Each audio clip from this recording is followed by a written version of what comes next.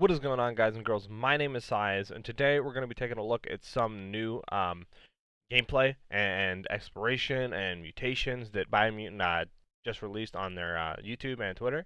Um, so before we get into that, I want to quickly say that I will be live streaming on Twitch when this game comes out. So if that interests you guys and you guys want to watch me or ask me questions when the game comes out on my live stream, I'll have the link to my Twitch channel in the description. So go ahead and follow there to get notified when I go live.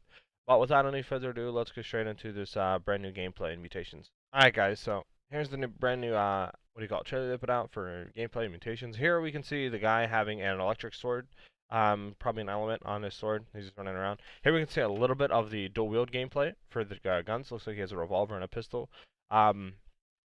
Looks insanely fun, not gonna lie, with the dual wield guns. I might be having to run a build off just based off the skill alone, right off the bat. Not too sure exactly though if I'm gonna run that, but here we can see a little bit more of dual wield gameplay. Now I'm pretty sure that is the fire element, either that or a skill that you can activate to put fire element on your guns. Here we can just see some more of the world exploration that they're showing off here. The game honestly looks gorgeous. Cannot wait to hop in and see the world for myself and play around with it. Here we just see like a power plant, radioactive power plant, and then we can see a little bit of the gameplay for the mounts here. Now this is the mount that we've seen in multiple screenshots, the horse, the mechanical horse. So now they hop over to character creation. Nothing really new here, but they just kind of showed some character creation off for you guys. Basically saying like the characters kind of can create their own race in a sense by just changing the stats and stuff like that. Of of the sliders right there, kind of changing the stats, the starting attributes, so on and so forth. So showing a little bit more gameplay here of the all classes. And now we get into the character customization. They're just showing off here, that you're going to be able to kind of customize and build the way that your character looks just by based off of what do you call it, armor creation and stuff like that. Here we can see the weapon crafting. Now these weapons definitely look insane. This weapon right here in particular, right here, this thing looks like it's going to hit insanely hard. Like, look at that. It looks like it's going to be a two-hand axe. Like, it looks like it's going to be insane. Now we get in a little bit to the gun crafting. Now, the gun crafting definitely looks insane based off of what we're getting showed here.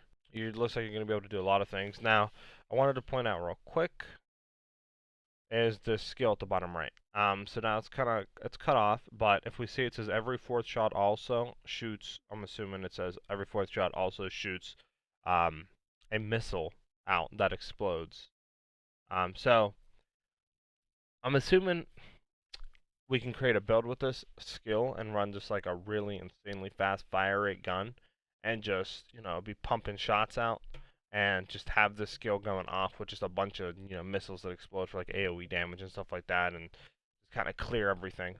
So I'm kind of interested in seeing how a build just based around this skill would look.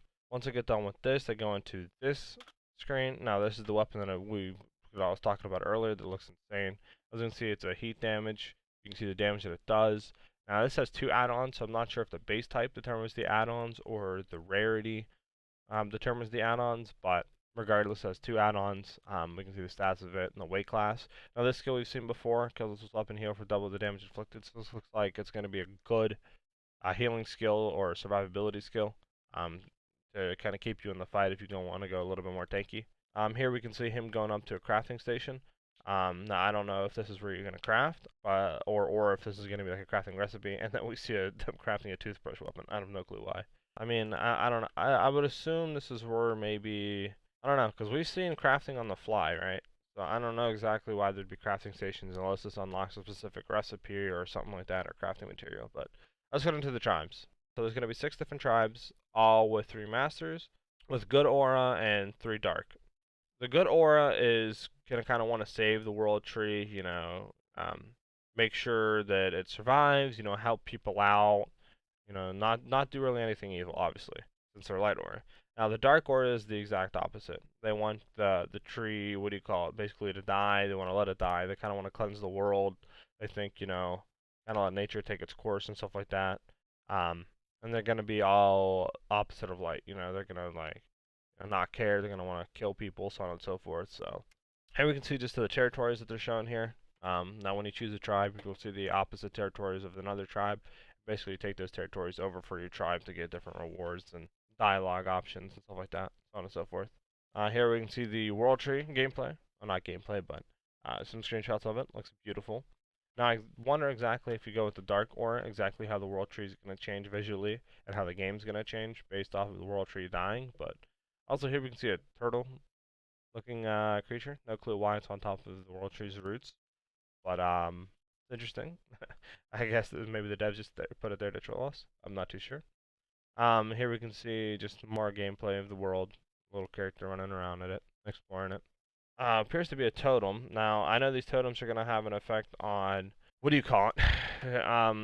Kind of mutations. Like, not an effect on all of them, but an effect is in a sense that you have to get a certain amount of them or do something with them. I don't think we really know exactly what you're supposed to do with these totems to get different mutations and stuff like that. And then they go into the tribe wars, like I already explained. Here we can see the guy with the dagger, and then they kind of show this little town, possibly a castle. And then this guy's gliding down into the deep ocean below. Also, like I said, you're going to have the choices of either letting people go, or letting them live, or just straight up killing them. And then here is cool. So this is I'm assuming a tribe. When you eventually take over all their territories, you got to go and kill the head boss, right? And here is cool. So to get over their walls, they just shoot you off of a catapult behind their walls.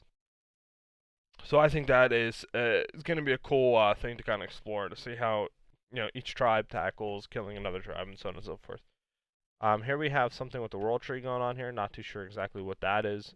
And then we start talking about mutations. So this mutation you see on screen looks really good for AoE control. Not exactly too sure the name of it, but looks like it's a magic missile skill. So it looks like this is going to be a great skill just to run around with and just crap on enemies. Here we see the bubble skill that we've seen before in gameplay trailers, and then this skill is new to my knowledge. So this, I have no clue what this is.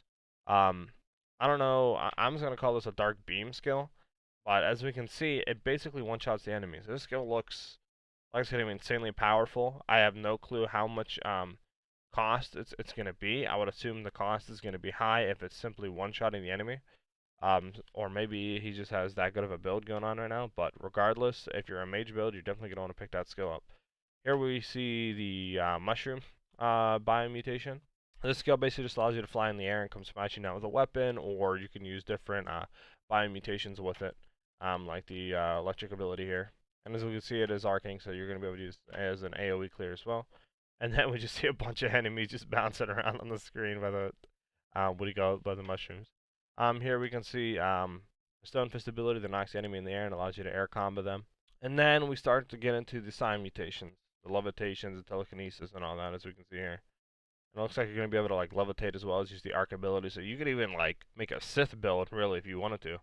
So this game's going to have a lot of options. Here we see the fireball ability in use, and then the character using the levitation with some abilities, and it's kind of showing off the gameplay of that. So now we get into the exploration part of the game, and they basically just said that the world's gonna, be really dense, and you're gonna be able to explore a lot of the world and kind of see a lot of different things throughout the world and the different biomes and tribes and so on and so forth. We've already, what do you call it? That we already knew. And that basically ends it. There's a few things though at the end of the trailer I want to show. So here we see the helicopter mutation, possibly, or maybe a mount or a vehicle. I'm not too sure. And then here we just see the levitation, him using like a book or something like that and going around. Now here we see a different variation of the mech that we've seen. I don't know if this is a melee mech or exactly what this mech is, but regardless, it's a different variation of the mech that you're going to be able to get. And that kind of ends it for the trailer. So that's it for this video, guys. If you did enjoy the video, make sure you hit that like button. And obviously, if you found the video interesting, definitely hit the subscribe button to see more videos like this in the future. But that's it. So you guys have a great rest of your day. I'll see you in the next video. Peace.